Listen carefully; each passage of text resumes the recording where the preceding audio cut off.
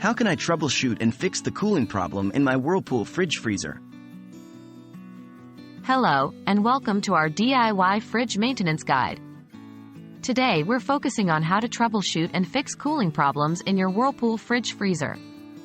Cooling issues can cause food spoilage, wasted energy, and other issues, so let's jump right in and see how you can solve these problems on your own. Identifying the problem. First, we need to confirm the issue. Is your fridge not cold enough, too cold, or not cold at all? Listen for unusual noises which could indicate an issue with the fridge's mechanical components. Take note of any irregularities with the temperature inside the fridge, ice buildup, or excessive condensation. Checking the power and settings. Start simple. Check the power supply by plugging another appliance into the outlet.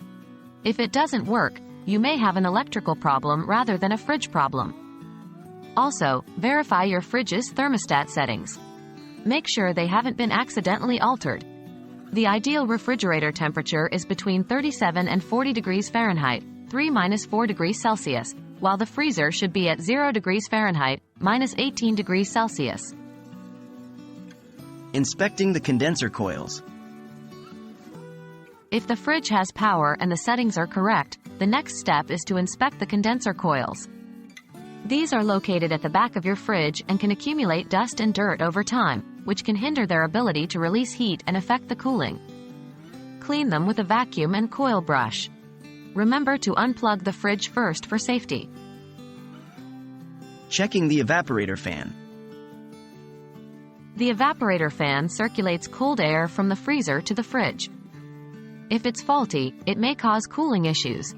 To check, you'll have to remove the cover at the back of the freezer compartment. If the fan doesn't run when the fridge is on or if it's noisy, it might need replacement. Examining the start relay. The start relay helps the compressor, and if it's defective, the compressor might not run, leading to a lack of cooling. It's located at the back of the fridge near the compressor. Remove it and shake it. If it rattles, it's likely defective and will need replacement.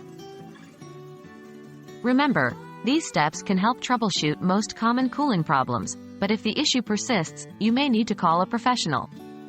Remember, safety first, always unplug your fridge before starting any troubleshooting. We hope this guide helps you restore your Whirlpool fridge freezer to perfect working condition. Happy troubleshooting!